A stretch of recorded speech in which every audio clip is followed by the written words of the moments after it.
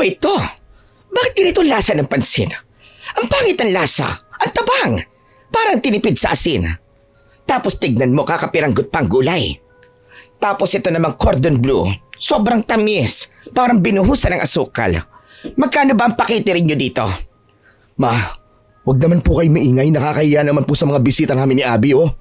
Anong nakakahiya? Kailangan sabihin ko ito para malaman ng catering na hindi masarap ang pagkakaluto nila. Hindi porke package ganyan ang gagawin nila? Titipirin at hindi aayusin ang pagkakaluto? Ano ba klase ito? Ma, mamaya nyo na lang po sabihin yan. Kasi makapatid po ni Abby ang may-ari ng catering. Ano ka mo? Kapatid niya? Ay Diyos ko. Kaya naman pala binarabara. Walang pakialam kasi akala nila ay hindi na magrereklamo. Paano yan? Hindi ba't hati kayo ng bayad dito? Babayaran mo ang ganitong klaseng lasa ng pagkain? Ama, huwag po kayo mag-alala. At ako na lang po ang magbabayad ng catering. Pagsasabihan ko na lang din po ang kapatid ko. Sana po huwag po muna kayo maingay. Naririnig po kasi kayo ng ibang mga bisita. O sige na. Pero hindi ako kakain ito basurang pagkain na ito. Diyos ko, ano ba yan? Nagugutom pa naman ako. Simula pa lang ang dami ng aberya ng kasal na ito. Hindi maganda ang gown mo. Kita masyadong balat mo. Tapos yung simbahan ang pangit ng napili ninyo. Kung ako lang kasi ang pinag-asikaso nyo, malabang na maganda at bongga ang magiging kasal ninyo. Ma, di ba ho alam nyo naman nagtitipid kami dahil bibili po kami ng bahay. Bakit pa kasi kayo bibili ng bahay? Pwede naman kayong tumira sa bahay ko. Ipaayos nyo yon para magkasya tayong lahat. Palagyan nyo ng second floor. Hindi yung bibili pa kayo ng lupa at magsisimulang bumuo ng bahay. Sayang lang ang pera ninyo. Mamanahin nyo rin naman yon kapag namatay ako. Mama naman, wag naman po kayo magsalita ng ganyan. Sino bang may kagustuhan na bumili ng lupa? Ako po ma. Nakakahiya kasi na makipisan pa kami sa inyo. May sapat naman po akong pera. Si Gabriel din po. Kaya bibili po kami ng sariling lupa namin at papatayuan po ng bahay. Ikaw naman pala ang promotor Sabi mo may sapat na pera. Bakit tinipid nyo itong kasal? Di wala kayong sapat na pera. Huwag nyong ipilit ang wala naman talaga. At saka, ano nga ang trabaho mo? Call center agent? Ay sus! Walang kalutoy-latoy. Babe, ang mabuti pa sundin na lang natin si Mama. Imbis na magpatayo tayo ng sariling bahay, iparenovate na lang natin ang bahay namin. Bukod sa mas makakatipid tayo, mas mabilis pa dahil hindi na natin kailangan ng iba pang proseso, di ba? Babe, napag-usapan na natin to, di ba? Bakit? Hindi ba pwedeng magbago na pag-usapan na? Hindi naman pwedeng ganyan na ikaw lang ang nasusunod sa inyong mag-asawa. Dapat pwede ring magsalita ang anak ko. Wala naman po akong sinasabi na hindi po pwedeng magsalita si Gab. Sige po, pag-uusapan po namin ulit. Sa kasal pa lang namin ng asawa ko, ramdam ko na ang matinding pakikialam ng nanay niya. Simula sa mga damit na isinuot namin sa venue at maging sa pagkain ay meron siyang naipuna. Ang totoo, medyo nasaktan talaga ako sa mga sinabi niya, lalo na at kapatid kong nagsisimula pa lang ng negosyo ang pinagsalitaan niya ng ganon. Pero wala na akong nagawa. Inisip ko na lang na kahit hindi maganda ang ugali ng nanay ni Gabriel, walang problema dahil hindi naman ang nanay niya ang pakikisamahan ko. Babe, may nirekomenda pala sa akin ng katrabaho ko. Maganda yung lugar ng lupa. Ipinakita niya sa akin, malawak at mura lang. Saktong-sakto kapag nag-resign ako sa trabaho para makapag-alaga ako ng mga manok. Babe, pinipilit kasi ako ni Mama na iparenovate na lang daw natin ang bahay niya. Malawak din naman ang bahay namin Sa likod merong malaking espasyo para sa manukan na gusto mo. Pero kasi babe, ayoko sanang magkasama kami ng mama mo.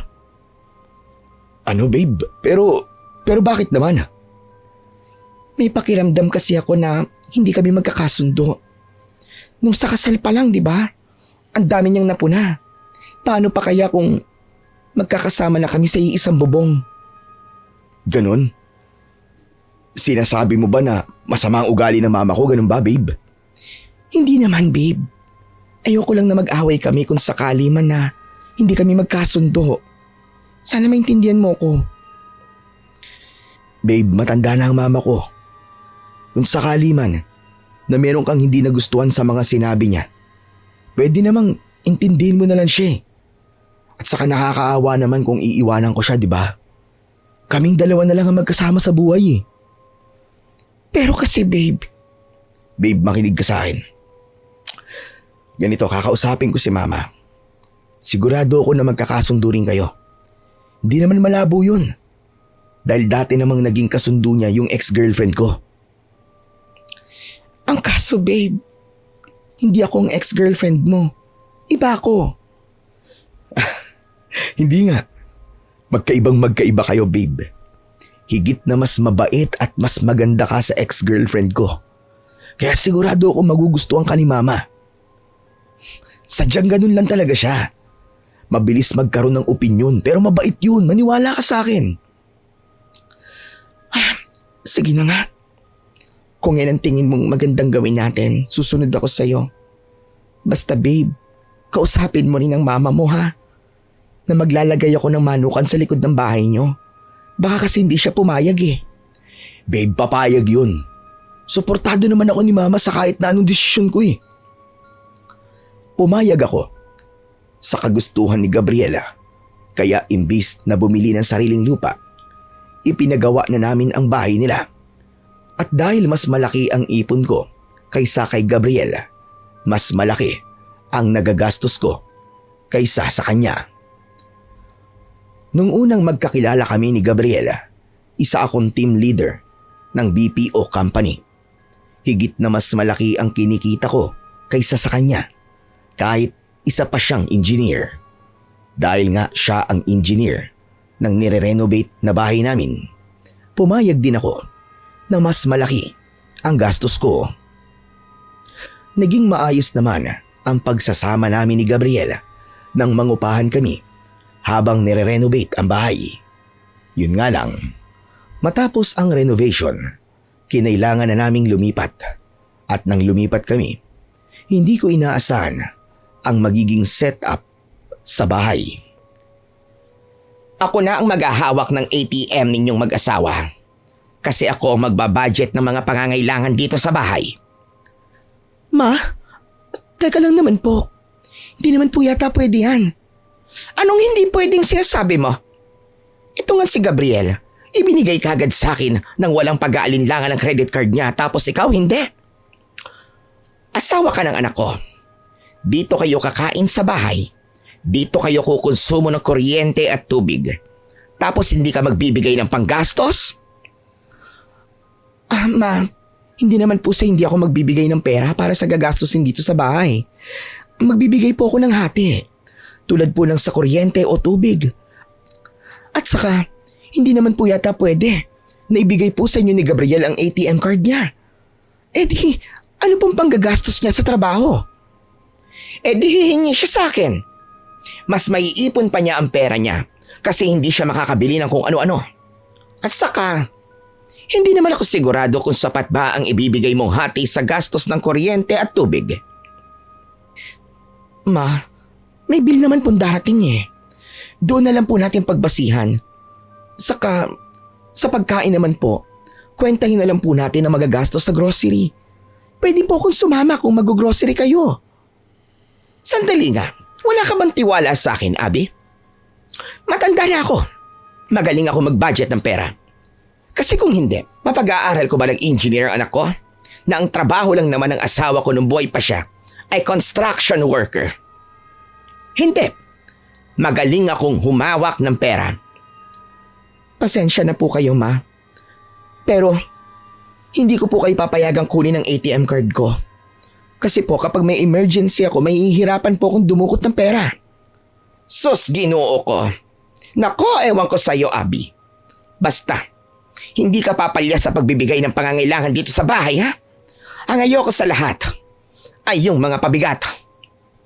Hindi naman po ako magiging pabigat, ma. Ang totoo nga po niyan, breadwinner po ako sa pamilya namin. At sanay po ako na ako nagpo-provide para po sa pamilya namin. Ay nako, di magbibigay ka pa rin yan sa mga magulang mo. May kapatid pa po ako nag-aaral ng college. Ang nanay ko po na stroke at hindi na po nakakapagsalita.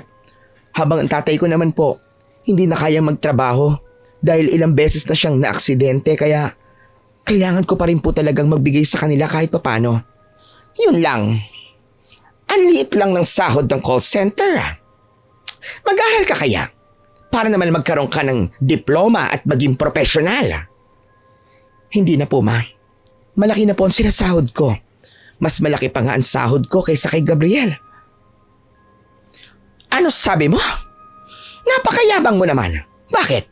Magkano ba ang sinasahod mo dyan? Hindi ka naman nakapagtapos ng pag-aaral. Wala po sa tinapos yan, ma. Nasa performance po kasi. Bumabase kapag sa call center. Team leader nga po pala ako, ma. Bakit ka kaya nagustuhan ng anak ko? Ang yabang-yabang mo. Hindi naman po ako mayabang. Nagsasabi lang po ako ng totoo, ma. Hindi na ako sinagot pa ng biyenan ko nang sabihin ko yun sa kanya. Akala ko dahil naiintindihan niya na ang mga sinabi ko. Pero hindi pala. Dahil pagdating ng asawa ko mula sa trabaho, nagulat na lang ako nang bigla niya akong kausapin tungkol sa napag-usapan namin ng mama niya. Babe, bakit naman sinagot-sagot mo si mama kanina? Ha? Sinagot-sagot ko si mama? Ang sabi niya sa akin, ayaw mo raw pumayag na ibigay sa kanya yung ATM card mo. Tapos bigla ka raw nagyabang tungkol sa sinasahod mo bilang call center agent ka. Ha? Hindi naman ako nagyabang, babe. Sinabi ko lang sa kanya na malaki ang sinasahod ko bilang call center agent. Minamaliit niya kasi ang trabaho ko. Iniisip niya na hindi ko kaya magbigay ng pambayad ng bills dito sa bahay. Kaya sinabi ko yun sa kanya. Sana hindi mo na dinagdagan ang mga sinabi mo sa kanya. Tatanggapin naman niyang hindi mo kayang ibigay yung ATM mo sa kanya eh. Hindi ko naman akalain na mamasamain niya ang mga sinabi ko, babe. Sa tingin ko, hindi naman yung masama eh. Hindi rin pa balang ang pagkakasabi ko sa kanya noon. Dahil kasi sa mga sinabi mo sa kanya, nainis siya at nayabangan sa'yo. Paano pa kayo magkakasundo niyan? Kau talaga, oo. Ito na nga yung sinasabi ko sa'yo eh. Ito yung dahilan kung bakit ayokong tumira sa iisang bubong kasama ang mama mo. Babe naman, mama ko pa rin siya. Oo na, sige na. Iintindihin ko na lang siya sa susunod. Aasahan ko yan, babe ah. Nang dahil sa pagmamahal ko kay Gabriel, tiniis ko ang ugali ng mama niya. Halos lahat talaga ng bagay ay pinakikialaman. Mula sa mga kinakain namin, sa paraan kung paano ko maglaba, matulog at kung ano-ano pa. Hanggang sa matuto na lang akong pabayaan ang mga salitang sinasabi niya. Pero hindi sa lahat ng pagkakataon nagagawa kong magtiis dahil may mga pagkakataong sumusobra na siya. Alam mo, Abby, dapat dinadagdagan mo ang mga binibigay mo sa akin eh. Sa paglalaba pa lang ng mga damit ng asawa mo pati sa pagluluto ko para sa inyo, luging-lugi na ako. Ang kaso hindi eh. Imbis na sa akin mo ibigay, pinapadalhan mo pa ang mga magulang mo na wala namang naitutulong sa inyong mag-asawa. Teka lang naman po, ma. Parang mali po yata ang narinig ko. Kini-question niyo po ba ang pagbibigay ko ng pera sa mga magulang ko? Abay, syempre! Hindi mo na dapat binibigyan ng pera ang mga magulang mo. Ano ba sila? Wala bang mga insurance sa mga yan? Kung wala man, hindi mo na kasalanan yon. Sila na ang dapat gumawa ng paraan. Ma, questionin niyo na po ang lahat ng ginagawa ko. Pero wag lang po ang pagbibigay ko ng pera sa mga magulang ko. Dahil hindi niyo po alam kung anong pinagdaanan ng mga magulang ko. Kung gusto niyo pong magpadagdag ng bigay ko sa inyo, dadagdagan ko naman po eh. Hindi yung pati mga magulang ko. Dinadamay niyo po. Nagsasabi lang ako ng totoo dahil concern ako sa'yo. Parang naging masama patuloy ako. Masama naman po talaga ang mga sinabi niyo ngayon eh. Abay, bastos ka talagang babae ka, no? Hindi po ako bastos. Pinaglalaban ko lang po kung ano ang alam kong tama. Grabe kang bata ka. Kung anak lang kita, baka nasampal na kita. Ma, teka. Ano po nangyayari dito? Etong asawa mo eh. Napakabastos. Sagot ng sagot sa akin. Paano hindi ko siya sasagutin, babe? Dinamay niya ang mga magulang ko na nananahimik. Totoo naman ang mga sinabi ko ah. Talagang kapag may katwiran, ikakatwiran mo. Hindi po ba talaga pwedeng magkamali kayo? Palagi po ba talaga kayong tama? Abi, tama na! Natulala ako. Sa biglaang pagsigaw ni Gabriel, hindi ako nakapagsalita.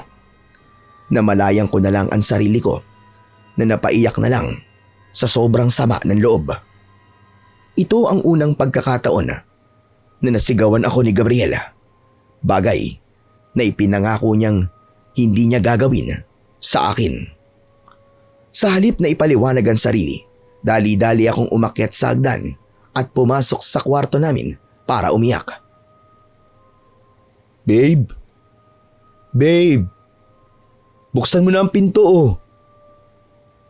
Papasukin mo ako. Babe, mag-usap naman tayo, babe oh. Kung di mo lang din ako pakikinggan, huwag mo na muna akong kausapin. Pakikinggan ko kung ano man ang sasabihin mo, babe. Sige na. Sorry talaga, babe. At nasigawan kita. Di ko naman sinasadya yun eh. Hindi mo ako pinakikinggan.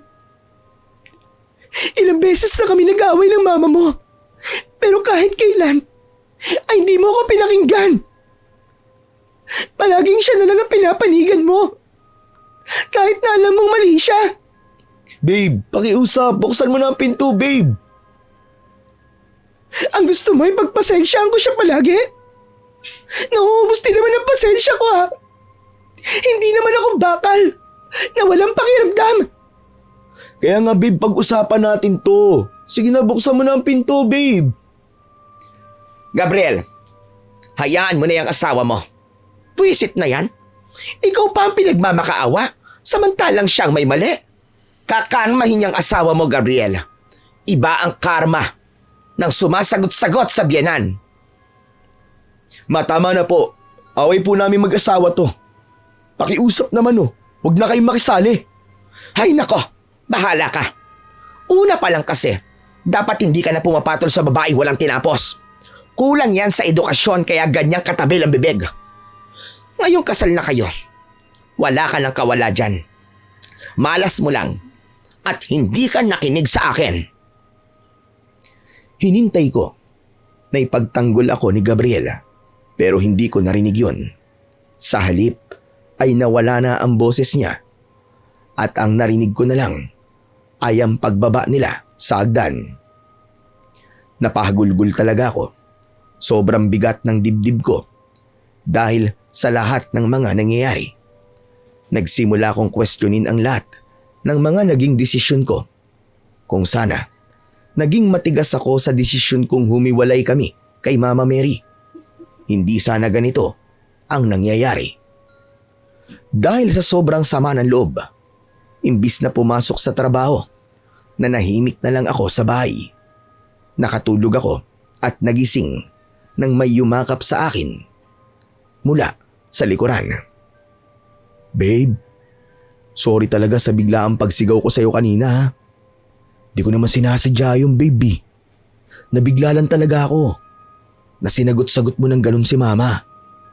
Hindi ako sanay na may umaaway sa kanya. Naiintindihan ko naman na nasaktan ka dahil sa mga sinabi ni mama tungkol sa mga magulang mo. Kaya kinausap ko na si mama tungkol doon. Sinabihan ko siya na kung hindi kanya titigilan, aalis tayo rito. At sa tingin mo, titigilan niya tayo? Kung ganun, anong gusto mong gawin ko? Wala tayong sapat na pera para bumili ng lupa at magpatayo ng bahay. Gusto ko sana humiwalay tayo ng bahay sa kanya. Magpatayo na lang tayo ng bahay sa tabi ng bahay na to. Kahit maliit lang, ayos lang sa akin. Basta sarili nating galaw. Yung walang masasabing masama sa akin sa lahat ng kilos na ginagawa ko. Pero babe, hindi madali yan eh. Parang makasarili ang dating natin nun. Hindi mo naman talaga ako pinakikinggan eh. Matulog na nga lang tayo. Sige babe, susubukan kong kausapin si mama. Sige na babe, huwag ka nang umiyak. Gagawin ko to ng paraan, promise. Naniwala ako sa pangako ni Gabriel. Nahihiwalay kami ng bahay sa mama niya. Pero hindi ganun ang nangyari. Ilang buwan ang nakalipas, hindi pa rin kami humihiwalay sa kanya. Palagi pa rin siyang may nasasabi sa akin. Natutunan ko na lang na huwag siyang pansinin. Kahit pasabihin niya akong walang modo. Pinabayaan ko na. Hanggang sa... Anong resulta, babe? Positive, babe. Buntis ako. Sa wakas, yes! Yes, tatay na ako! Magkakaanak na tayo! Ang tagal din nating hinintay ito. Akala ko may problema na tayo pareho eh. Sabi ko kasi sa'yo huwag ka lang mawalan ng pag-asa, babe. Teka, halika. Sabihin natin kay mama, sigurado ako na matutuwa siyang malaman na magkakaapo na siya. Sa sobrang tuwa namin, kaagad na ipinamalita namin sa mga kamag-anak ang tungkol sa pagbubuntis ko. Una naming tinawagan ang mga magulang ko dahil wala ang biyenan ko. Sobrang saya nila para sa amin. Napapalakpak pa nga si nanay dahil sa sobrang excited. Unang apo kasi nila ang ipinagbubuntis ko, kaya sobrang saya talaga nila. Nang matapos naming ipamalita sa mga kamag-anak at kaibigan, saktong dumating na ang biyenan ko na nanggaling pa sa grocery. Matay ka lang, mamaya na po kayo magluto ng ulam. Sumama po muna kayo sa amin sa kwarto. Sige na po. Ano ba yun? Basta po ma, may napakagandang balita po kaming ipapaalam sa inyo. Nako, kinakabahan naman ako dyan sa balitang yan, Gabriel. Hindi po kayo kakabahan kapag nalaman nyo na. Sigurado masisiyahan pa po kayo. Babe, sige na nga. Ipakita mo na kay mama. Ma, ito po oh. Ano? Buntis ka? Opo ma, magiging lola na po kayo. Bakit ma? Parang hindi po kayo masaya. Abay hindi talaga. Paano ko magiging masaya? Hindi naman masaya ang magkaroon ng bata sa bahay. Akala ko ayaw nyo rin ng bata dahil wala naman kayong binabanggit. At saka mag-iisang taon na kayong kasal. Ma, sino bang mag-asawa ang ayaw ng anak? Alam ko na gusto nyo magkaroon ng anak. Pero mukha lang masaya sa umpisa. Pero mahirap yan. Hindi nyo alam kung gaano kamiserable ang magkaroon ng anak. Ibig nyo po bang sabihin? Naging miserable po kayo nung ipinanganak nyo po si Gabriel? Hindi naman sa ganon. Pero napakahirap. Dapat hindi na lang kayo nag-anak eh. Mawala na po tayong magagawa. Nandiyan na po ang bata eh. May magagawa pa kayo. Dugo pa lang yan. Pwede mo pang i-flash sa inidoro. Ano? Gusto niyo pong ipalaglag ko ang bata? Mas mabuti na yon kaysa mahirapan kayo. Tama na po. Huwag niyo na pong ipagpatuloy ang sasabihin niyo. Gabriel, hindi ko na kayang manatili pa sa bahay na to. Paano kung gumawa siya ng paraan para patayin ang anak natin? Hindi pa bata yan, Abby. Ano ka ba? Maniwala ka sa akin.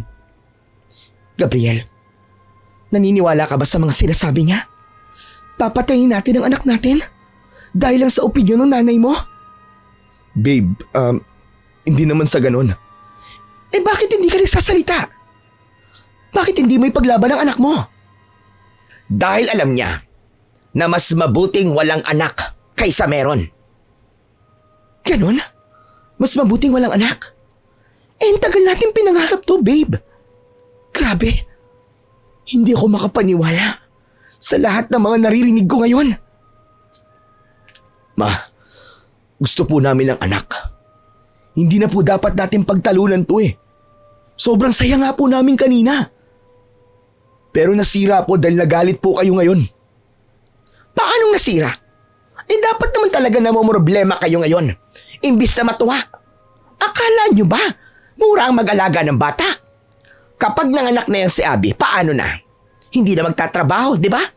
Paano mga gastusin dito sa bahay? Di ikaw lahat ang sasalo.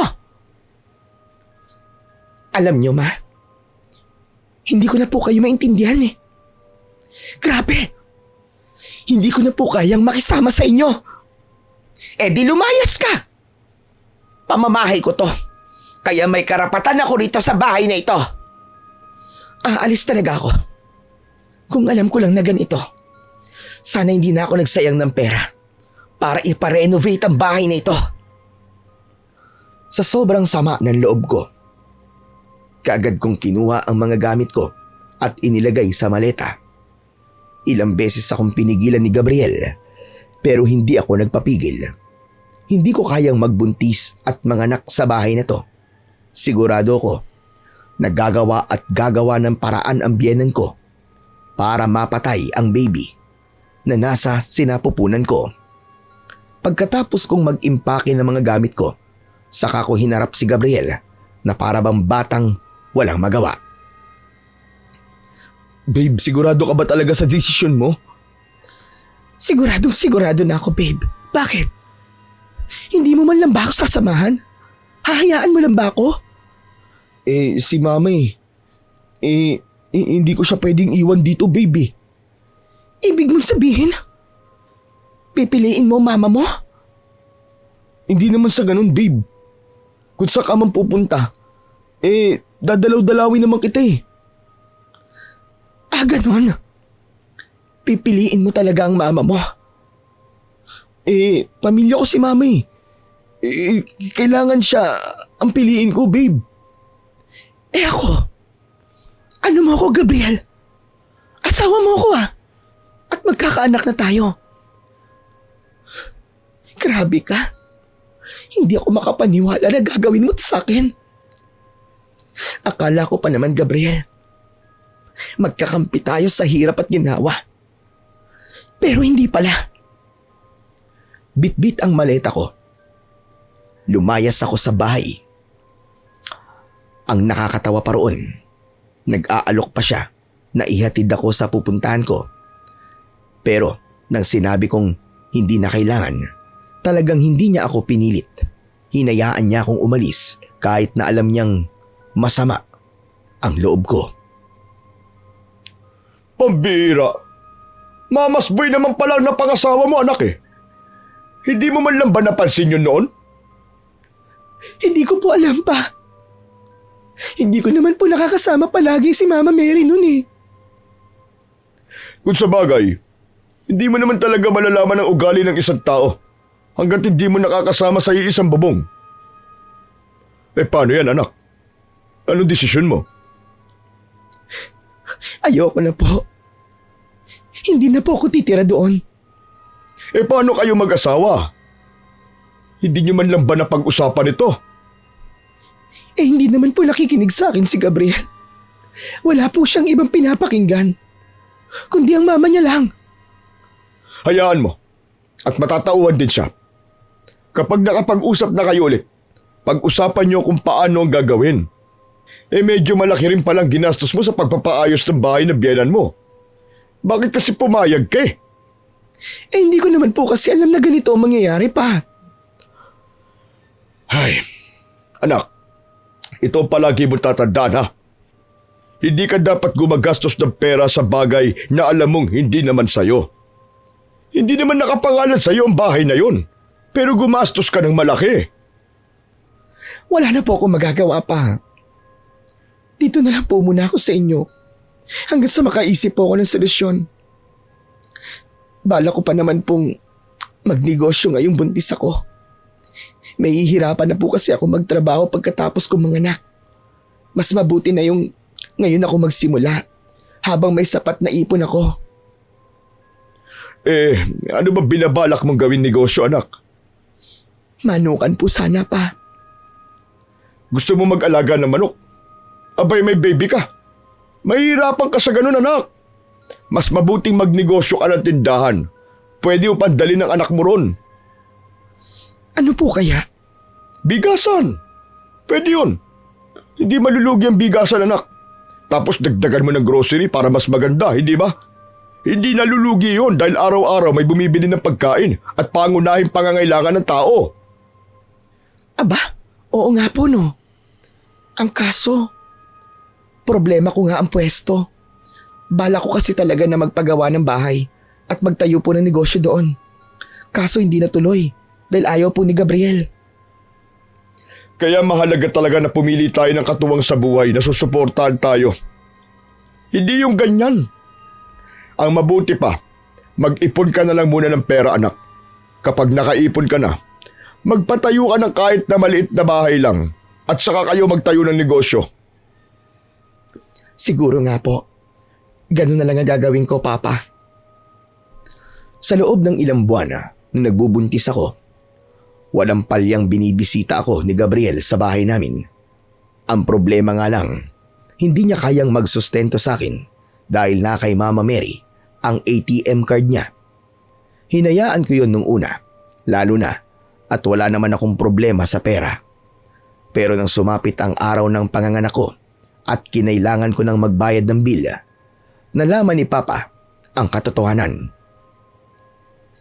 Hindi ka makapagbayad dahil wala kang pera. Pasensya na po kayo, Papa. Ilang beses ko na po kasing kinausap si Mama na ibigay sa akin yung ATM ko pero ayaw niya pong ibigay sa akin eh. Ang sabi niya, hindi raw po dapat ako magbigay ng sustento kung wala naman daw po sa bahay si Abby at ang bata. Diyos mio, Santissima! Anong klaseng utak ang meron ng nanay mo? Abby, huwag mo sabihin na hindi siya nagsustento sa'yo ng buong pagbubuntis mo. Papa, Sige, kung hindi ka tutulong sa pagbabayad ng bill ni Abby sa ospital, hindi ko papayagang ipaapelyido sa'yo ang bata. Hindi ka na rin pwedeng dumalaw sa anak at apo ko. Ano kayo, siniswerte? Pero pa, baka naman po pwedeng pakiusapan. Nanay mo ang pakiusapan mo. Lintik ka, hindi kami. Para kang bata. Kaya mo na nga magpakasal at gumawa ng bata eh. Pero kumakapit ka pa rin sa saya ng nanay mo. Babe, ano to babe? Sigurado ako na hindi ako papayagan ni Mami. pasensya ka na, Gabriel. Pero kung si Mama ang magdidesisyon para sa'yo, pues, Papa ko rin na magdidesisyon para sa akin. Walang nagawa si Gabriel sa naging desisyon ni Papa, kundi ang sundin ito. Nanlulumong umalis si Gabriel. Sa totoo lang, nakakaawa ang itsura niya habang paalis. Gustong-gusto niyang makita ang anak naming dalawa, pero wala siyang magawa.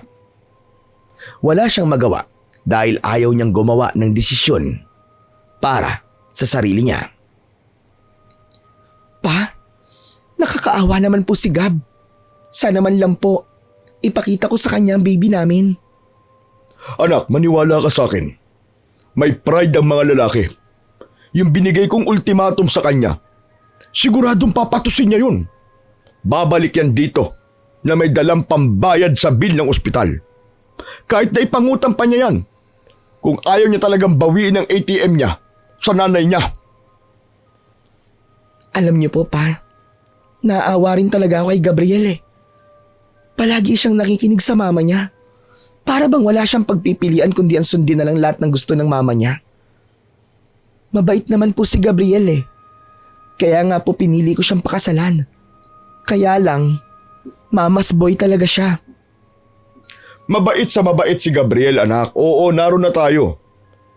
Pero dapat matutunan niyang alamin kung ano ba talaga ang gusto niya.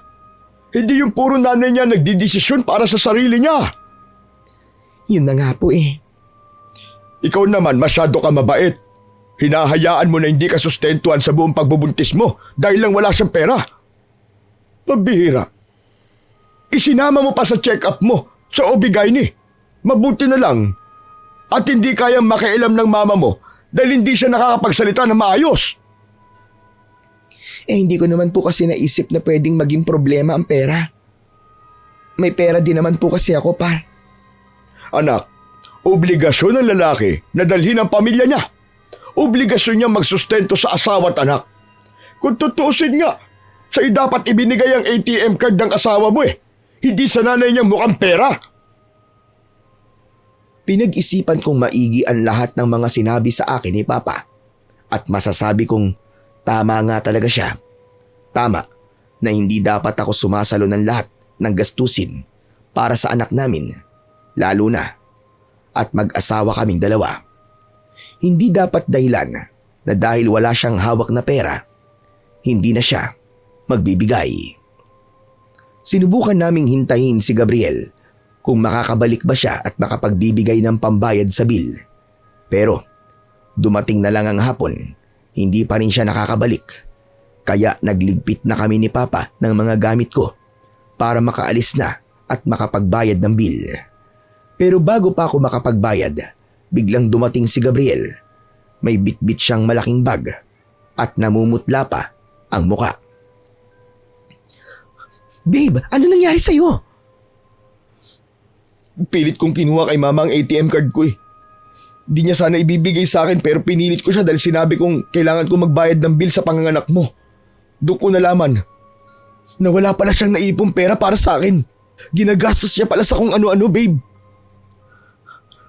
Kung walang pera ang ATM card mo, anong ibabayad mo sa bill? May nahiram naman po akong pera, Papa. At saka, pwede po magamit ni Abby ang mga binipisyo ko dahil mag-asawa naman po kami. Kaya mo naman palang gawa ng paraan yan Pinatagal mo pa. Kaya lang Pa, lumayas po ako sa bahay namin. Wala pong kasama si Mama sa bahay ngayon. Ay nako, matanda na ang nanay mo. Alam na niya kung ano ang dapat niyang gawin. Nakita ko ang nanay mo sa kasal niyo Mukhang malakas pa naman siya at bata pa. Kaya pa nga niyang magtrabaho kung tutusin. Kami ng mama ni Abby, hindi kami nang hihingi sa kanya. Siya lang ang kusang nagbibigay sa amin. Kasi kung tutusin, may pensyon naman kami natatanggap buwan-buwan at sakto na sa amin yun. Pero wala, mabait ang anak ko. Hindi ko naman siya mapigilan. Hindi naman po kasi sanay ang mama ko na magtrabaho Diyos mio! Kaya pala sa'yo lahat asa O siya, kung gusto mong tumira muna sa bahay, tumira ka. Pero hindi ako papayag na tumagal ka sa amin dahil mag-asawa na kayo ng anak ko. Gumawa ka ng paraan para ihiwalay sila sa amin nang hindi isinasama ang nanay mo sa inyo. Parang bata, natangulang ng tango ang asawa ko habang pinagsasabihan siya ni Papa. Tulad nga ng napag-usapan, doon na muna tumira si Gabriel sa bahay namin. Naging maayos naman ang sitwasyon namin ng ilang linggo. Hindi kami binulabog ng biyenan ko. Pagkalipas lang din ng 2 linggo, nakahanap na si Gabriel ng malilipatan naming paupahang bahay. Nahihiya raw kasi siyang tumira sa bahay namin dahil kahit hindi magsalita si Papa, ramdam niyang may sama ito ng loob sa kanya. Nagtayo na rin kami noon ng maliit na bigasan at grocery na binabantayan ko habang nag-aalaga ako ng baby namin.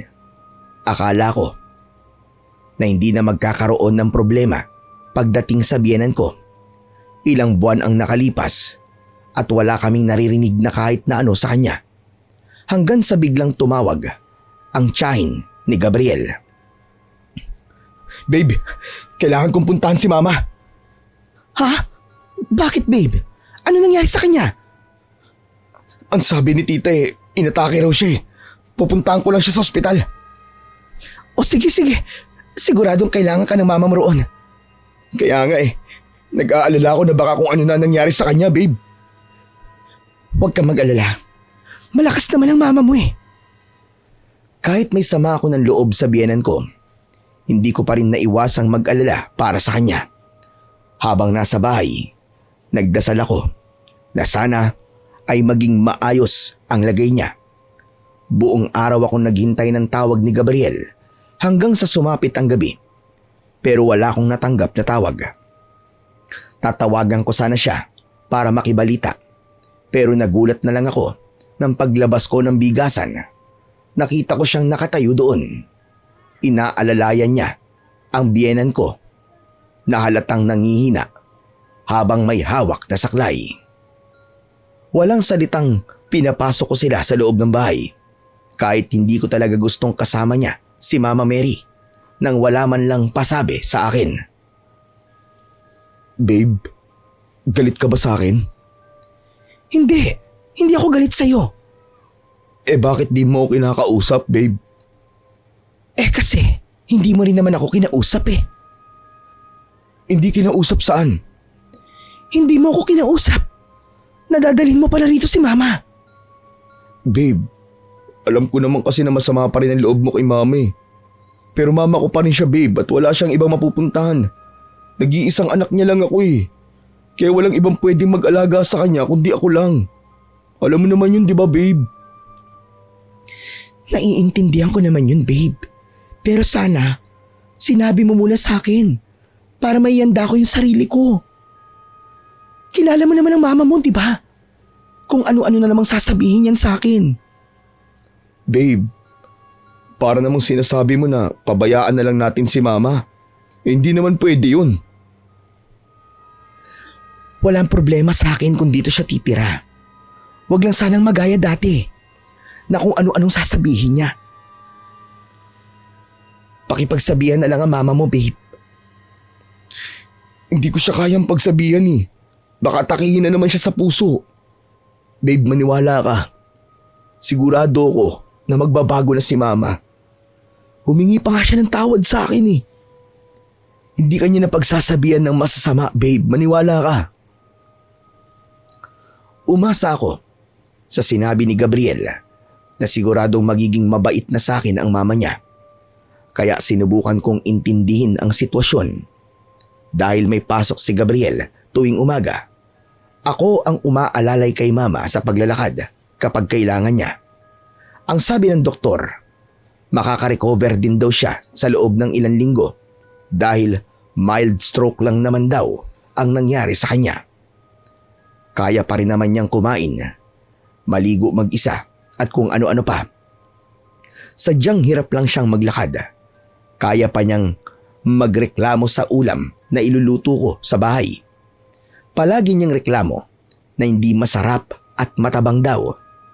Pero hindi ko na lang siya pinapansin.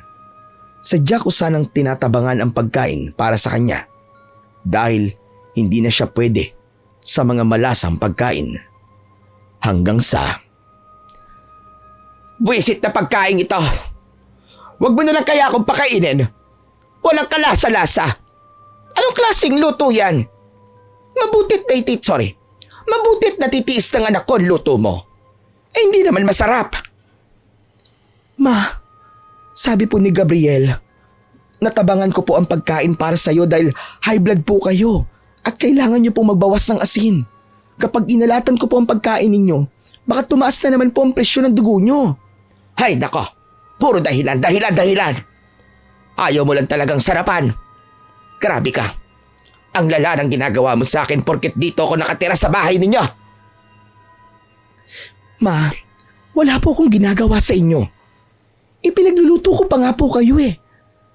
May concern pa po ako para sa inyo dahil hindi ko inaalata ng gusto ang mga pagkain ninyo. Hindi po ako bumibili ng karne dahil inaalala ko po kayo.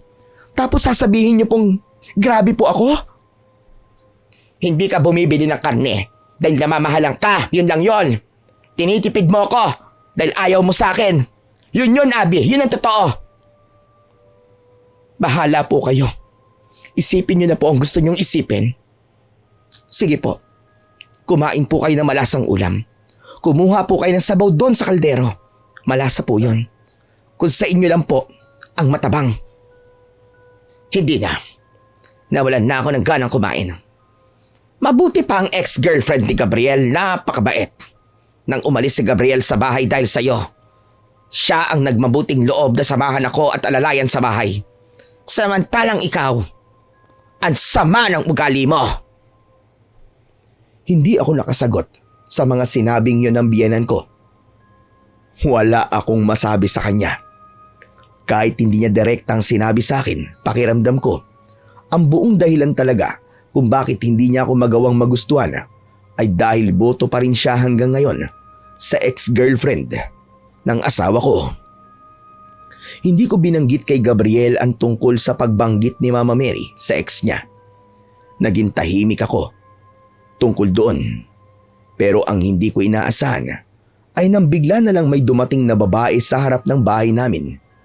Naka-uniforme siya na pang teacher. Maganda siya, sexy at maputi. Mukha ring mahinin, malayo sa akin na stress sa pag-aalaga ng anak at pag-aasikaso ng tindahan. Magandang hapon po. Dito po ba nakatira si Gabriel?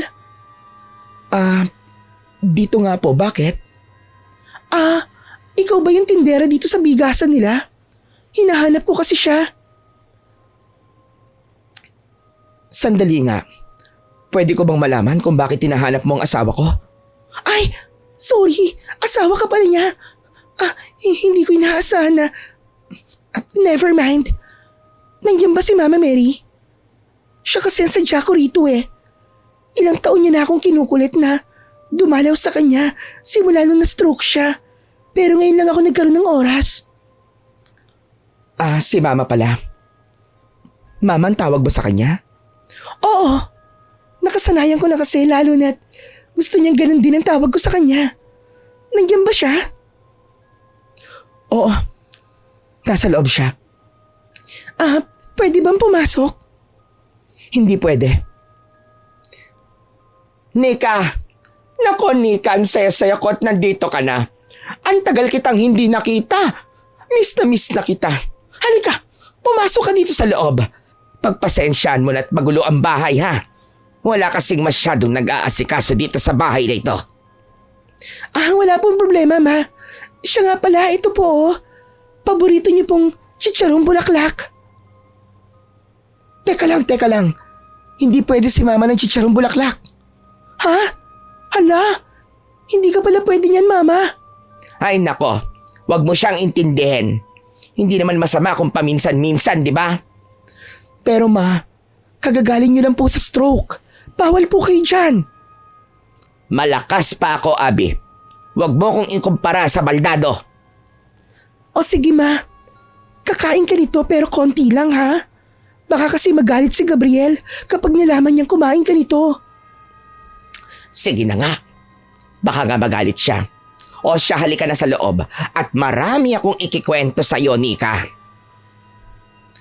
Hindi ko alam kung ano ang pinagkwentuhan nilang dalawa dahil nasa tindahan kami ng anak ko. Kahit gaano pa ako ka-curious, mas uunahin ko ang magbantay ng tindahan kaysa bantayan ang pag-uusap nilang dalawa. Pero nang dumating na si Gabriel at naroon pa rin ang ex-girlfriend niya, hindi na talaga ako nakatiis. Dali-dali kong ipinabuhat sa kanya ang anak namin at nagsara ko ng tindahan. Bakit hindi mo pa ako pinapapasok ng bahay, babe? Sabay tayong pumasok sa loob, babe. Bakit nga? Di ka naman ganyan dati ha. Kasi, nasa loob ang ex mo. Ha? Ex ko? Sino? Sino pa ba? Di si Nika. Pinapunta raw siya rito ng mama mo. Hindi ako informed na close pala siya sa mama mo. Sinabi ko na yun sa'yo noon na. Pero hindi ko naman akalain na ganito pa rin sila ka-close ngayon. Halika na nga sa loob. Gusto ko maligo at kating-katin ang katawan ko. Hindi ka pa naliligo? Paano? Ayaw hawakan ni mama itong baby natin. Nagigising kapag iniiwan ko kaya hindi ako makaligo. Anong gagawin ko? Si mama talaga, oo. O sige, ako na magbabantay kay baby habang naliligo ka. Pagpasok namin sa bahay, napakalaki kagad ng ngiti ni Nika. Nagbatian pa nga sila ni Gabriel na ikinainis ko. Pero imbis na magsalita, tahimik na dumiretso ko sa loob ng banyo para maligo. Siniguro kong maganda ako paglabas ko. Ayokong magpatalo syempre sa kung anong itsura ng ex-girlfriend niya. Nagseselos na kung nagselos. Pero yun talaga ang nararamdaman ko.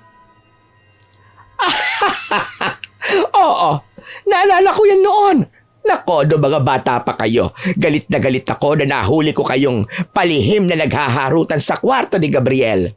Pero ngayon, nakakatawa ng balikan. Ang saya siguro kung kayo nagkatuluyan ano. Naku ma, ano ka ba naman? Huwag kang ganyan magsalita. May asawa na po si Gabriel ngayon. Totoo naman. Sobrang mahal na mahal niyo ang isa't isa noon.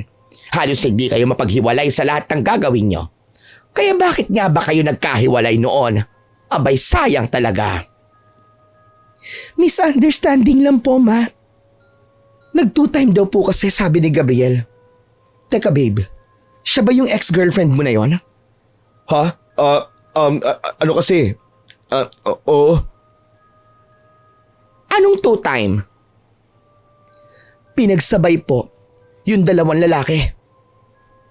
Ibig mo sabihin, niloko ni Nika itong anak ko, ganun ba? Mama, hindi naman po sa niloko ko si Gabriel. Sadyang nagkaroon na lang po kami ng problema noon dahil sa maraming hindi pagkakaintindihan. Dahil bata pa po ako, nag-boyfriend kagad ako para pagsilosin si Gabriel. Kaso, hindi siya nagselos eh. Oh, may dahilan naman pala eh. Sa bagay, tama naman talaga. College pa kasi kayo noon. Kaya, naiintindihan ko, huwag ka mag-alala. May isip na po siguro siya noon. Abay, bakit? May isip ka na ba nung 18 anyos ka, Abi? Nagtatrabaho na po ako noon para sa pamilya ko noon, ma. Teka. Wag na po natin siguro pag-usapan ng tungkol dyan. Matagal na yun eh. Kung ano man ang meron kami ni Nika nun, wala na. Tapos na po yun. Tama. Tapos na po yun, ma. Hindi ba parang gabi na yata masyado, Nika? Huwebes pa lang ngayon at may pasok ka pa sa eskwelahan bukas, hindi ba? Ay, hala, oo nga. Hindi ko na namalayan ng oras dahil ang sarap kasing kausap ni Mama Mary. Ma, uuwi na po ako ha? O sige, Nika. Basta sa susunod dumalaw ko ulit dito ha. Nabuburyong ako dito sa bahay eh. Wala akong makausap na maayos. Di ba nandito naman po si Abby? Hay nako, ayoko na lang magsalita. O sige na, iahatid na kita sa labas. Ay, hindi na po ma. Mahihirapan pa po kayo maglakad kaya huwag niyo na pong pilitin. Gabriel, ihatid mo na lang si Nika sa labas o kaya ihatid mo na sa mismong bahay nila. May motor ka naman, di ba? Para makatipid na rin siya ng pamasahe. Naku, hindi na po ma. Nakakahiya naman po. Sige na. Ayos lang naman yun sa'yo, Gabriel, hindi ba? Ma, pagod na po kasi ako sa trabaho eh. Gusto ko na po magpahinga. Okay lang po talaga ako, ma. O siya, alis na po ako. Ingat po kayo palagi at wag nang matigas ang ulo sa mga bawal ha at dapat kainin. Oo, Nika. Huwag kang mag-alala. Aaminin kong nainis talaga ako sa inakto ni Mama Mary sa harap ni Nika. Kahit sa kabila ng pagkakamaling nagawa ni Nika kay Gabriel, talagang nagawan niya pa rin ng paraan para lumabas na may katwiran ang ginawa ni Nika na panluloko noon sa asawa ko. Pagkalabas ni Gabriel kasama si Nika para ihatid siya sa labas, didiretso na sana ako sa kwarto namin para patulugin si baby. Pero nagulat na lang ako nang biglang magsalita si Mama Mary. Abi, pwede ba? Sa susunod, kapag pupunta ulit dito si Nika, huwag mo siyang ipahiya. Teka lang po, paano pong pinahiya ko siya? Dahil ba binanggit ko ang panluloko niya kay Gabriel? Ganun ba? Matagal nang nangyari yon, Abi. Yung ginawa ni Nika, dahil lang pasaway ang anak ko. At saka narinig mo naman, di ba? Misunderstanding daw ang dahilan. Hindi ko po alam, ma, kung bakit big deal pa rin sa inyo ang tungkol dito. Matagal na po silang hiwalay. Bakit parang pakiramdam ko? Gusto niyo po silang magbalikan? Kung ako lang ang masusunod, abay gustong gusto ko talaga. Napakabait ni Nika. Bukod sa mabait, maganda at sexy pa. Edukada pa. Teacher na may magandang propesyon. Ikaw, Diyos ko na lang talaga. Ayoko magsalita dahil napakalayo ni Nika sa'yo. Ma, hindi niyo po ako pwedeng ikumpara kay Nika. Totoo naman po ang lahat ng mga sinasabi niyo tungkol sa kanya. Mukha rin naman po siyang mabait. Kaya lang po, paano po yan? Ako po ang mahal ni Gabriel. Sus, mahal ka lang ni Gabriel dahil nilandi mo siya. Daig kasi ng malandi ang maganda. Sigurado ako na inakit mo lang ang anak ko dahil alam mong malaki ang pakinabang na magkakapera ka dahil sa engineer siya. Kaya lang wala eh. Nahopya ka, no? May nanay siyang matalino sa pera. Matalino po sa paggastos. Ano sabi mo? Ma, mahal ko po ang asawa ko. Mahal na mahal ko po si Gabriel. At ramdam ko rin po na mahal niya ako. Kaya kung ano man po ang pantasya ninyong maghihiwalay kami at magkakabalikan sila ng ex niya, itigil niyo na po yun, ma. Abat, bastos ka talagang babae ka, ha? Hindi ko na lang pinatulan si mama. Sa halip ay kinarga ko na ang baby namin at pumasok ako sa loob ng kwarto. Sobrang nanlalamig ang mga kamay ko nang dahil sa pinaghalong inis at sama ng loob. Lumabas na mismo sa bibig niya ang katotohanan na ayaw niya sa akin at gusto niya pa rin ang ex ni Gabriel. At kahit hindi ko aminin, talagang masakit yon para sa akin. Naging mas madalas pa ang pagdalaw ng ex ni Gabriel sa bahay namin. Kahit pagsabihan na ni Gabriel ang mama niya na wag nang papupuntahin sa bahay si Nika, talagang matigas pa rin ang ulo at pinipilit ang gusto niya. Hanggang sa isang araw, kagigising ko pa lang ng umaga, nakaramdam na kaagad ako ng masakit sa ulo ko. Pilit kong idinidilat ang mga mata ko pero hindi ko maidilat dahil sa sobrang hapdi. Babe, ba't di ka pa nagigising? Babe, teka, hala, ang taas ng lagnat mo, babe, ah. Babe, ang sakit ng ulo ko, babe. Teka, wag ka munang bumangon, ha. Ikukuha lang kita ng makakain at saka ng gamot. May lagnat ba talaga ako, babe? Oo, mahal. Sobrang taas ng lagnat mo eh. Sige na, wag ka munang bumangon. Si baby, babe. Tulog pa naman siya. Sige na, wag ka mag-alala, kung bahala sa kanya. Hindi ko alam kung bakit bigla na lang ako nilagnat nung araw na yon. Basta, sobrang sakit talaga ng ulo ko. Gininaw ako at halos hindi rin makabangon. Kaya naman, kinailangan ni Gabriel na umabsent sa trabaho para lang mabantayan ako. Kahit naman kasi maayos na ang pakiramdam ni Mama Mary, hindi pwedeng iasa sa kanya ang pagbabantay kay baby. Pareho kaming takot na baka kung ano ang gawin niya sa baby namin. Hindi niya kasi talaga gusto ang anak namin. Kaya naman, hindi na namin ipinipilit sa kanya. Buong araw na mataas ang lagnat ko.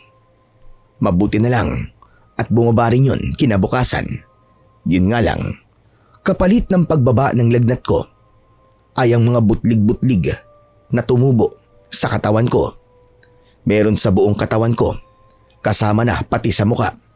At dahil hindi naman pwedeng umabsent si Gabriel, si Papa ang tinawagan niya para samahan ako sa ospital. Iniwanan na lang ang baby ko sa kapatid kong nasa bahay. Hindi pwedeng mapalapit ka kay baby hanggang may tigdas ka. Mas mabuti siguro kung sa amin na muna siya habang nagpapagaling ka, anak. Hindi po ba talaga pwede, Papa? Baka naman po manibago si baby dahil hindi pa siya nalalayo sa akin ng matagal. Alam ko nag-aalala ka para sa anak mo. Pero baka kasi mahawa siya kapag ipinilit mo eh. Iiyak siya, oo. Pero masasanay rin siya. At sabi ng doktor, 1 linggo lang naman daw yan. Kaya naming alagaan si baby ng ganong kahaba. Kami nang bahala. O sige po pa. Sasabihan ko na lang din po si Gabriel tungkol dito. Sigurado ako na papayag din naman yun. Dahil para rin naman sa kapakanan ng bata eh. Pero, kaya mo bang asikasuhin ang sarili mo na mag-isa? Kasi mukhang wala namang pakialam ang biyenan mo sa'yo. Opo pa, huwag kayong mag-alala. Kaya ko po ang sarili ko. Pa, si baby po ha. Magpapadala lang po ako sa inyo ng panggatas niya. At saka ipapadala ko na lang po kay Gabriel ang ibang mga gamit niya. O sige. Huwag ka mag-alala. At aalagaan namin siya na mabuti. Magpagaling ka anak ha. Nang magpatingin ako sa doktor, ang sabi sa akin, tigdas daw. Kaya naman, kinailangan ilayo sa akin ang baby ko para lang hindi siya mahawa. Pero sa loob ng 1 linggo, taliwas sa sinabi ng doktor na gagaling ako, hindi ganun ang nangyari. Mas lalong napuno ng butlig ang katawan ko. Sobrang punong-puno, maging ang mukha ko. Halos wala nang mapaglagyan ng mga pulang butlig. Hindi lang yun, naglalagas din ang mga buhok ko. Wala akong ganang kumain at nag-uumpisa na rin akong mawala sa wisyo. Oh my God! Ano nangyari sa'yo? Ma, hindi mo naman sinabi sa akin na may ganyan pala si Abby. Hindi ako pwedeng mahawa sa ganyang sakit dahil hindi ako pwedeng umabsent sa school. Ay nako, hindi ka mahahawa niyan. Magdadalawang linggo na siya ganyan pero hindi naman ako nahahawa sa kanya. Kahit si Gabriel nakatabi niya sa kwarto, hindi naman nahahawa. Pero kadiri po ang itsura niya. Ayos ka lang ba, Abby? Sana nagpa-check up ka sa doktor. Nagpa-check up naman ako sa doktor eh. Oh, ano daw ang nangyari sa'yo? Bakit ka raw nagkaganyan? Ang sabi ng doktor, tigdas daw. Oh my God, nakakahawa nga yan, Ma. Ang mas mabuti pa, umuwi na po kayo sa bahay niyo. Ayos naman na po kayo eh. Kapag nanatili po kayo rito, may posibilidad talaga na mahawa po kayo sa kanya. Ganon?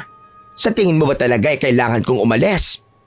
Kung nakakahawa yan, dapat sana nahawa na kami ni Gabriel, hindi ba? Kadalasan po kasi niyan, nahahawa lang kapag natapos na po na magkatigdas ang isa. Kaya mas mabuting lumayo na po kayo habang wala pang senyales. Isama niyo po si Gabriel. Teka. Anong sinasabi mong isama si Gabriel saan? Sa bahay nila Mama. Nagtatrabaho si Gabriel. Kaya kapag palagi kanyang kasama, posibleng mahawa siya sa'yo. Tama si Nika. Mabuti pang umuwi na kami ng anak ko kaysa mahawa pa dyan sa tigdas na yan. Mukhang hindi lang simpleng tigdas siyang nangyari sa'yo eh. Doble o tripling tigdas pa nga. Sigurado po ako na hindi papayag si Gabriel. Hindi niya po ako iiwan dito sa bahay na mag-isa. Buong akala ko, hindi ako iiwanan ni Gabriel sa bahay namin na maaawa siya sa kalagayan ko. Pero hindi. Nung una, hindi siya pumayag. Pero sa patuloy na pangungumbinsi ni Mama Mary sa kanya na nakakahawa ang sakit ko, pumayag din siya. Pero Gab, paano ako rito? Ako lang mag-isa dito sa bahay? Babe, alam kong nalulungkot ka dahil iiwan ka namin eh. Pero kasi, kailangan din natin ng pera, di ba? Kailangan ko maghanap buhay para sa anak natin. Kapag nahawa ko sa'yo, sino na lang ang magtatrabaho para sa pamilya natin, di ba? Isipin mo rin yung babe.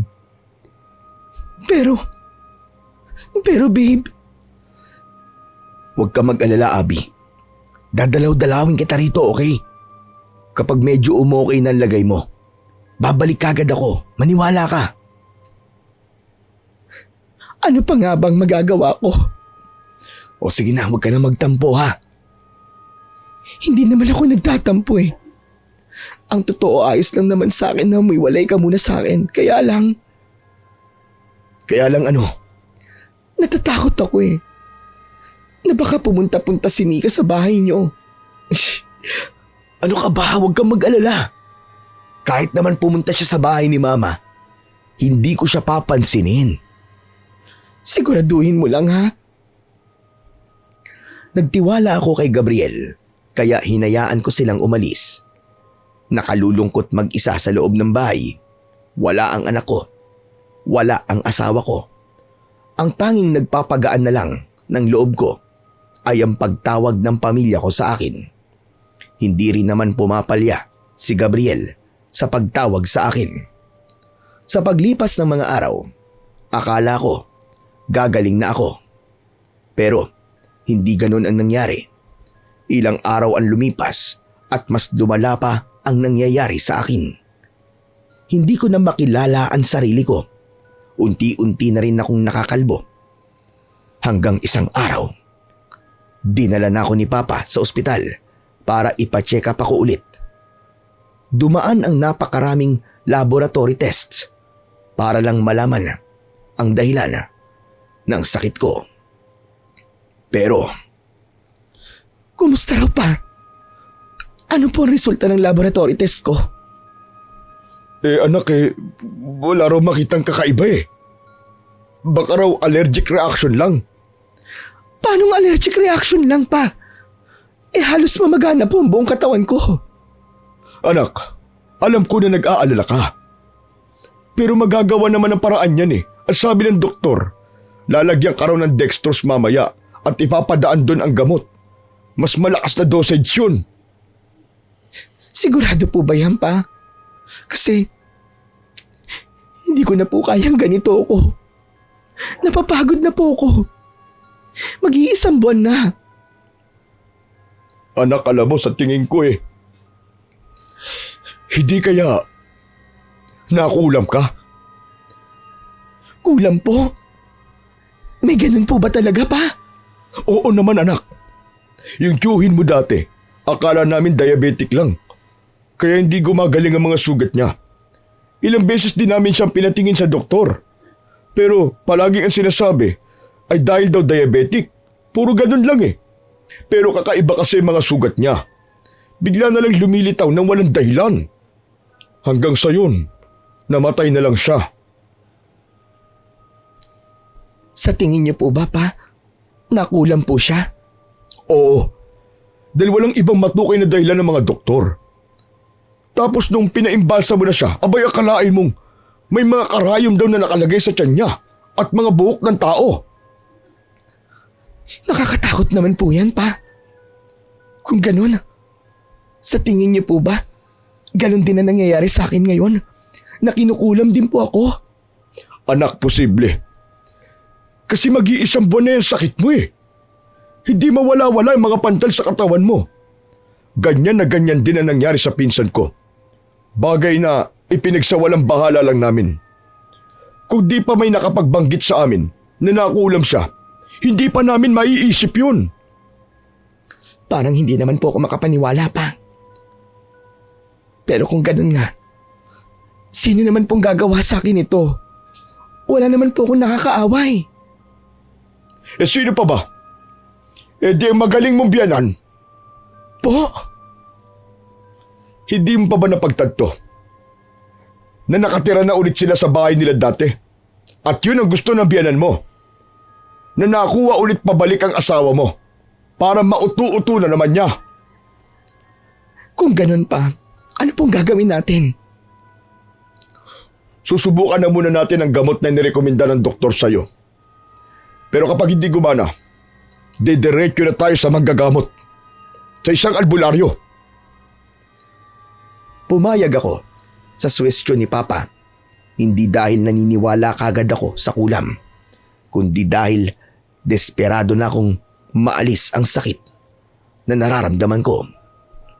Dumaan kagad ako sa unang session ng gamutan na binanggit ng doktor. Yun daw ay mas malakas na uri ng gamot na pampahupa ng allergic reaction. Pagkatapos yun, bahagyang humupa ang mga pantal at butlig sa katawan ko. Kaya lang, nang paalis na kami sa ospital, napansin ko na para bang tumutubo pabalik. ang mga pantal. Pa, tingnan niyo po ang balat ko. Bakit po ganito? Bumabalik po yung mga pantal ko. Pati na rin po yung mga butlig. Tingnan niyo po, ang bilis tumubo. Diyos ko anak, mukhang kulam nga talaga ang nangyayari sa'yo ah. Halika na, maghanap na tayo ng albularyo na pwedeng tumulong sa atin. Pero saan naman po tayo makakahanap ng albularyo? Ako na ang bahala anak. Gagalugarin natin ang bawat sulok ng mundo. Makahanap lang na makakatulong sa'yo. Sinubukan naming maghanap ng albularyong makakatulong sa akin. Ang totoo, gusto ko nga sanang tawagan si Mama Mary para kumpirmahin sa kanya kung talagang kinukulam niya ako, na kung sakali man na totoo ang hinala ni Papa, pwede akong makiusap sa kanya na itigil niya na ang kanyang ginagawa. Pero si Papa na mismo ang nagsabi sa akin na wag nang ipaalam. Mas mabuting pumunta na lang daw ako sa bahay nila kapag magaling na ako mula sa kulam. Bakit po ba hindi natin pwedeng sabihin kay Mama Mary ang tungkol dito, Pa? Anak, walang kriminal na umamin sa sarili niyang krimen. Kaya kahit nasabihin natin sa kanya, itatanggi niya lang yan. Baka nga sabihin pa niya sa kumukulam sa'yo na mas lakas ang kulam eh. Ganun po ba? Sa bagay, tama po kayo. Baka mamaya kung ano pa ang gawin niya sa akin. Kaya hanggat maaari, isikreto mo muna ito. Kahit pa sa asawa mo, nagkakaintindihan ba tayo? Sa kaparehong araw na yon, nakahanap nga talaga kami ng isang albularyo na tutulong sa akin. Nang makita pa lang niya ang itsura ko, dali-dali niya na akong tinawas. Ang sabi niya sa akin, nang makita pa lang niya ang malamlam na mga mata ko, ay alam na niyang kinukulam ako. Matapos akong tawasin, lumabas nga na may kumukulam sa akin. Pero taliwas sa inaasahan namin, hindi si Mama Mary ang may kagagawa na. Ano? Babaeng halos kasing edad ko na may mahaba at bagsak na buhok? Sino naman po kaya yun, Papa? Wala rin akong ideya anak. Sino ba naiisip mo? Wala po akong ibang naiisip na babae kundi yung ex-girlfriend ni Gabriel. Mukhang habol nga ng habol kay Gabriel yun eh. Ano pong gagawin natin, Pa? Susundin natin ang lahat ng ipapayo sa atin ng albularyo. Hindi na nag-aksaya si Papa ng oras. Kagad niyang sinimulan ang panggagamot sa kulam. Una ay nagbukas siya ng insenso at ipinausok ito sa palibot ng katawan ko. Maya-maya pa, nakaramdam ako ng pangangati sa katawan. Imbis na umimpis ang mga pantal, mas lalo pa itong lumala. Kaya nakaramdam ako ng takot. Nataranta ko. Kung hindi lang ako pinakalma ng albularyo, hindi ako titigil sa pagkataranta. Maya-maya pa, gamit ang mga malalaking dahon, inihampas niya yon sa balat ko habang nagsasalita ng mga salitang hindi ko maintindihan. Unti-unti kong naramdaman ang kirot at bigat sa aking balat, na para bang may mga tumutusok sa akin na malalaking karayom. Hindi ko mapigilang mapaiyak sa sobrang sakit. Iyak talaga ako ng iyak ng mga sandaling yon, habang si Papa naman ay nakahawak lang sa kamay ko. Pa! Pa, sobrang sakit na po! Pa! Anak, kumapit ka lang na maigi sa akin. Kakayanin mo to anak, manalig ka. Pa! Sobrang sakit na! Sobrang sakit na po talaga! Nanginginig na ang kalamnan ko sa bawat hampas ng dahon sa akin. Hindi malakas ang pagkakahampas, pero sobrang sakit talaga ng bawat pagtama nito sa balat ko. Hanggang sa unti-unti, naramdaman kong parang lumulubo ang aking balat. Tila may gumagalaw sa loob nito. Maya-maya pa, nakita ko ngang totoong may gumagalaw roon. Nataranta ko, pero hindi nagpaawat ang albularyo. Tuloy-tuloy lang siya sa kanyang ginagawa, habang si Papa naman ay pinipigilan akong kumawala. At nang matapos ang albularyo sa paghampas ng mga dahon, biglang kumalma ang buong sistema ko. Pa? Ano po nangyari sa akin? Tapos na po ba? Hindi pa tapos, anak. Kailangan pa raw iselyo ang proteksyon na idinasal sa'yo ng albularyo. Sige po pa. Gawin na sana natin kung anong kinakailangan. Oo, anak. Gagawin natin ang lahat para lang makawala ka sa sumpa na yan. Unti-unti nang humupa ang mga pantal sa katawan ko. Doon na naglabas ng langis ang albularyo at ipinahid niya sa balat ko. Inutusan niya rin ako na ipahid din pati sa ibang maselang parte ng katawan ko. Nang matapos na nga ang pagpapahid ko, binigyan niya naman ako ng kwintas na tinawag niyang anting-anting. Ang sabi ng albularyo, kailangan ko raw magpahinga ng mga ilang araw dahil nang hina ng husto ang katawan ko. Sobrang payat ko na at halos makalbo na ako sa dami ng buhok na nalagas sa akin. May ibinigay din siyang gamot na pampabalik ng lakas.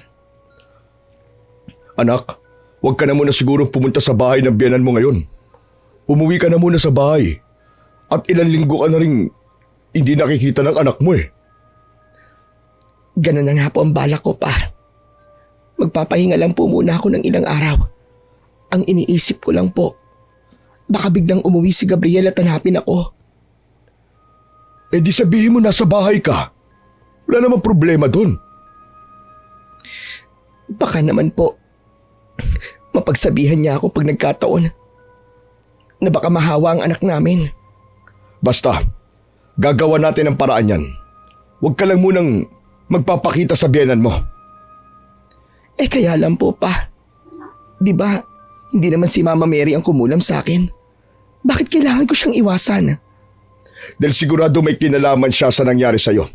Na hindi lang yan basta yung ex-girlfriend ni Gabriel ang gumawa niyan sa'yo. Ibig niyo po ba sabihin, iniisip niyo po na nagsabuatan po sila ni Mama at si Nika? Oo, anak. May posibilidad na nagsabuatan nga talaga sila. Hindi ko po alam kung bakit umabot sa puntong ganito. Bakit kailangan pa nila akong pagkaisahan? Hindi pa man po sigurado pero posible nga po talaga. Lalo na at wala naman akong ibang kaaway. Walang ibang may galit sa akin kundi silang dalawa lang. Umuwi nga ako kina Papa tulad ng sinabi niya. Ang sarap sa pakiramdam nang makita ko ulit sa wakas ang anak ko. Kahit ilang linggo kaming hindi nagkasama. Hindi niya ako nakalimutan. Excited na excited siyang nagpakarga sa akin kasunod ng malaking ngiti sa mukha. Halos mapaluwa ako dahil sa sobrang pananabik sa anak ko. Kung hindi sana ako kinulam ng babaeng yun, hindi sana ganito ang mangyayari. Hindi sana ako mapapalayo sa anak ko. Nanatili ako sa bahay nila Papa ng ilang araw. Wala akong binanggit kay Gabriel hanggang siya na mismo ang tumawag sa akin. Babe, nasan ka? Bakit wala ka dito sa bahay? Babe, okay na ang kalagayan ko kaya nandito ako kila Papa ngayon. Binisita ko si baby dahil miss na miss ko na talaga siya. Sigurado ka bang magaling ka na? Baka naman mahawaan mo si baby. Oo babe, magaling na talaga ako. Kung ganun, uuwi ka na ba? Iuwi mo na ba si baby sa bahay? Oo sana eh. Pero ako nang bahala. Ihahatid ako ni Papa. Hindi. Pwede ko naman kayong daanan dyan eh. Pupunta ako sa bahay ni Mama mamaya. Kukunin ko lang yung mga gamit ko ron. Huwag ka na mag-abala babe. Mapapagod ka lang eh kung ganyan ang gagawin mo. Uuwi na lang kami ng diretsyo at ikaw naman, kunin mo lang mga gamit mo kila Mama. Sige na, ako nang bahala babe. O sige. Kung ayos lang naman sa'yo, Ganun na lang ang gawin natin. Pagkababa ng tawag, kaagad akong nag-impake ng mga gamit namin ni Baby. Tulad ng usapan namin ni Papa, hinatid niya nga talaga ako sa bahay namin. Ang plano ay kakausapin ko na si Gabriel at sasabihin sa kanya ang totoong nangyari sa akin. Sasabihin ko lang yon sa kanya sa mahinahon na paraan. Pero imbis na masunod ang gusto kong mangyari, napalitan yon nang inabot na ng ilang oras at hindi pa siya nakakauwi. Pa, ayos lang po kaya kung iiwan ko muna si Baby sa inyo? Pupuntahan ko lang po si Gabriel sa bahay nila. Ha? Pero bakit mo pa pupuntahan? Gabi na. At saka ang sabi niya naman uuwi siya, di ba? Kinakabahan po kasi talaga ako pa eh. Ewan ko po. Pero iba ang kutob ko. Sinubukan mo na ba siyang tawagan? Ilang beses na nga po eh. Pero hindi niya sinasagot ang tawag ko sa kanya. Panay lang ang ring. Kaya mo na bang pumunta doon na mag-isa? Kaya ko naman po pa. Maayos naman na po ang pakiramdam ko ngayon eh. Malakas na po ako. Kahit payat pa rin. O sige. Kung gusto mo talagang pumunta, puntahan mo siya. Babantayan ko na lang si Baby. Sige po pa. Maraming salamat po talaga sa inyo. Nagmamadali ako nagbihis. Nagsuot ako ng jacket at nagsuot ng sombrero para matakpan ang napanot kong buhok. Kasi sa totoo lang, nakakahiyang ipakita ang itsura ko na may panot sa buhok. Pagkatapos kong magbihis, kagad akong umalis. Hindi ko alam kung bakit sobrang bilis ng kabog ng dibdib ko.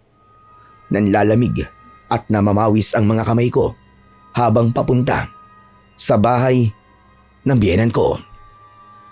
Nang makarating ako doon, nagtaka ko kung bakit bukas ang gate at pintuan. Bagay na mas lalong nagpakabog ng dibdib ko. Gabriel? Mama Mary? Teka, wala ba sila dito? Nasaan kaya si Gabriel? Abe! Aba, anong ginagawa mo rito? Hinahanap ko po si Gabriel, ma. Ang sabi niya po kasi, kukunin niya lang ang mga gamit niya dito. Wala siya dito. Bakit hinahanap mo pa siya sa bahay ko? Kung ang sabi mo uuwi na siya sa inyo. Dahil hindi pa po siya nakakauwi, ma. Teka, baka po nasa kwarto siya. Ay, wag! Wala siya dyan! Wala siya sa kwarto niya! Kagad na napansin ko ang pagkakataranta ni Mama Mary. Kaya naman, imbis na pakinggan siya, dali-dali akong umakyat sa pangalawang palapag ng bahay. Nanginginig ako sa takot at kaba na baka makakita ko ng isang bagay na hindi ko magugustuhan. Hanggang sa tuluyan na nga akong makarating sa harap mismo ng pinto. Kabado man, nanginginig na hinawakan ko ang seradura sa kayon piniit para buksan. At halos maubos ang hininga ko nang makita si Gabriel nasa kama. Pero hindi siya nag-iisa. Kasama niya si Nika na ngayon ay nasa ibabaw pa niya. Babe! Babe, teka lang sandali! Mali to! Hindi mo dapat nakita to, babe! Ano? Maling nakita ko to.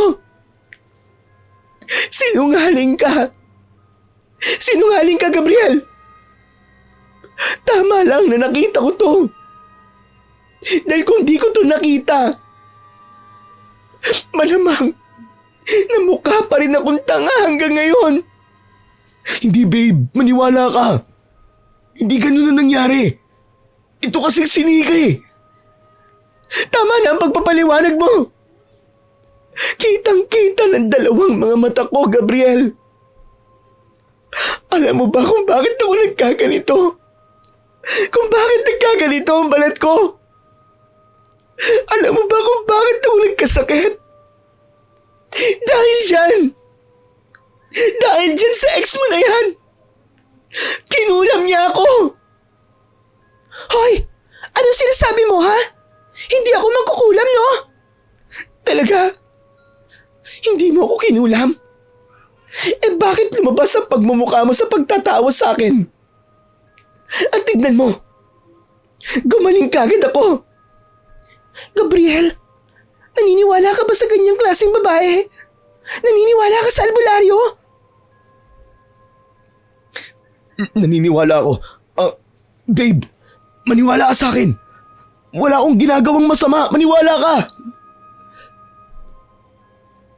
Kung wala kang ginagawang masama, ano pang ginagawa mo rito? Eh di ba kukunin ko lang yung mga gamit ko? Ilang oras lang nakalipas, Gabriel.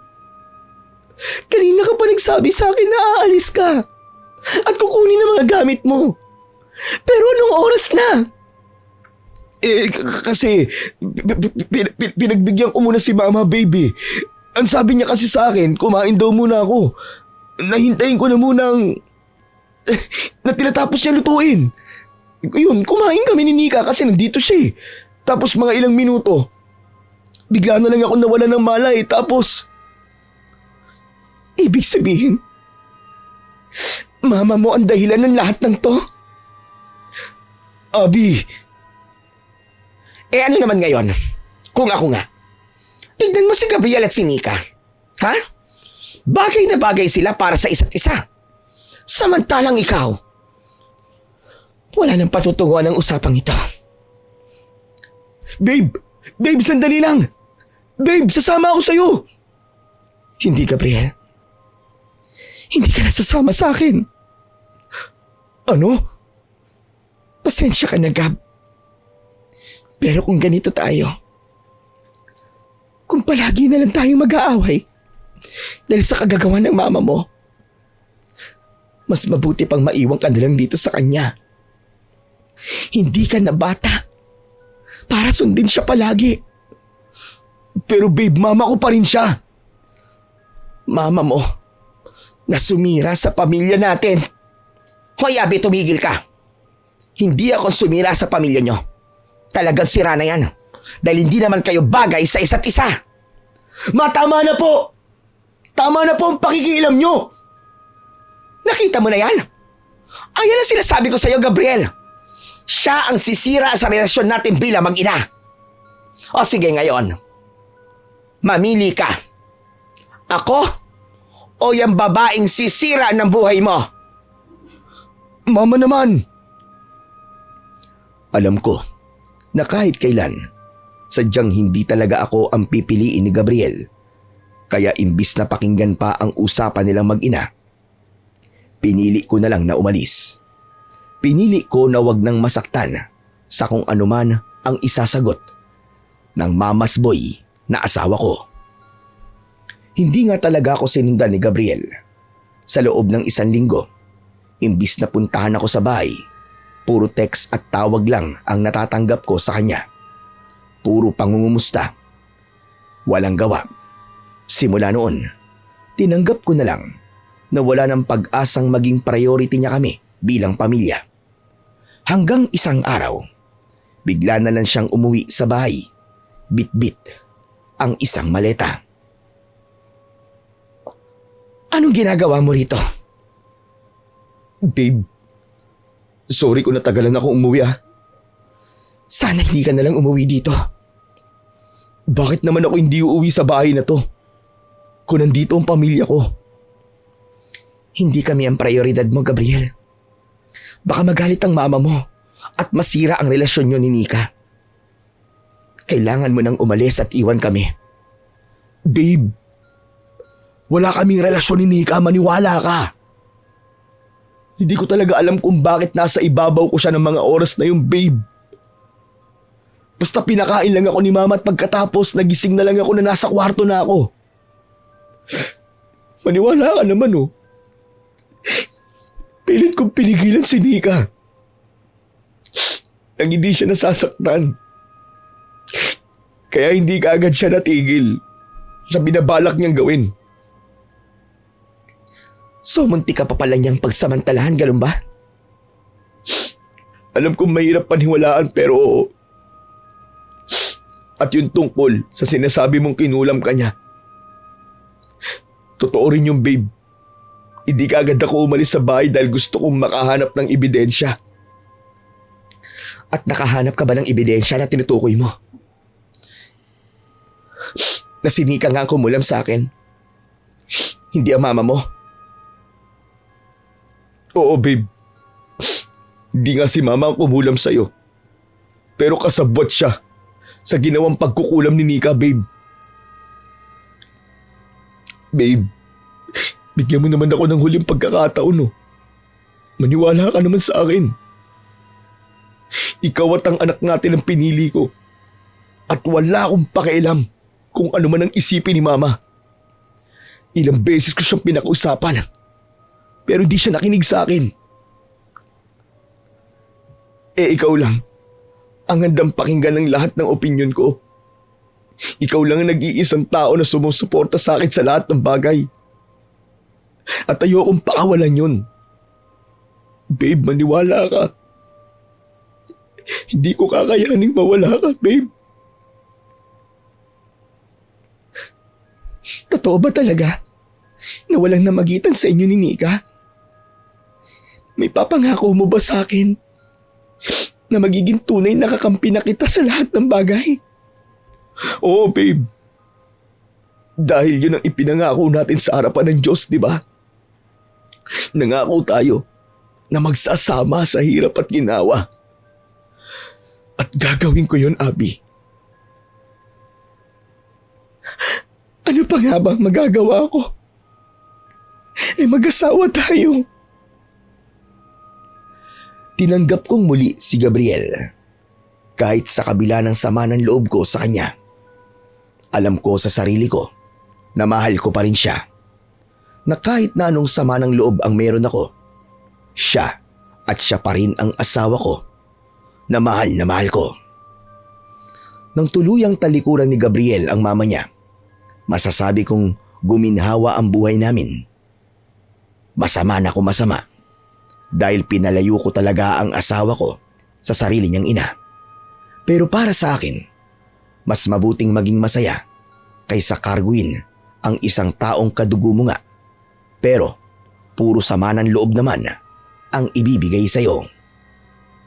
1 taon matapos naming lumayo ng tuluyan kay Mama Mary, sa hindi inaasahang pagkakataon, nakasalubong naman namin siya sa labas ng simbahan. Kita ang matinding pagbabago sa itsura niya. Kung dati ay mataba siya at halatang sakitin dahil bawat lakad niya ay hinihingal. Ngayon ay payat na siya at mukhang nag-ehersisyo na. Hindi sana namin siya papansinin, pero siya na mismo ang humarang sa daraanan namin. Anak, Abby, kumusta na kayo? Ayos lang kami, ma. Pasensya na po't nagpupuntahan pa kami, ha. Sandali lang anak, sandali. Gusto ko lang sanang iabot ito sa inyo. Ano naman to? Nasa loob ng bank account na yan ang kalahati ng perang pinagbentahan ng bahay at lupa namin ng papa mo. Yung kalahati, ipinampatayo ko ng maliit na bahay para sa akin. Bakit niyo po ginawa yun, ma? Simple lang anak. Pinagsisihan ko na ang lahat ng mga nagawa ko sa iyo at sa asawa mo. Hindi na ako makapagpapaliwanag pa ng mahaba. Abby, maraming salamat sa iyo. Ikaw ang dahilan kung bakit ko napagtanto ang lahat ng mga kamalian ko sa buhay. Pasensya ka na sa mga nagawa ko sa iyo. Lalo na yung huli. Hindi na ako hihiling pa ng kapatawaran dahil talagang walang kapatawaran na nagawa ko sa inyo. Pero sana, mag-iingat kayo kasama ng apo ko. Sa ngayon po, ay kasalukuyang may sarili na kaming bahay at lupa. Ilang taon na rin po ang nakalipas at talagang naging stable na ang lagay ng buhay namin. Napalago ko ang negosyo kong bigasan at ngayon ay lumaki na yon at naging maliit na grocery. Hindi na po kami masyadong nakikipag-usap pa sa biyenan ko. Kung kakausapin man namin siya, pangungumusta lang talaga. Alam ko na masamang ilayo ang asawa ko sa sarili niyang ina. Pero kahit kailan, hindi ko pagsisisihan ang ginawa kong ito para sa pamilya namin. Mas napabuti ang kalagayan ni Gabriel. Hindi niya na kailangan palagi ng opinyon ng kanyang ina. Natuto siyang tumayo sa sarili niyang mga paa at ipaglaban kung anuman ang gusto niya. Hanggang dito na lang po ang kwento ko. Sana po ay kahit papano ay nakapulot ng aral ang inyong mga avid listener sa kwentong ito.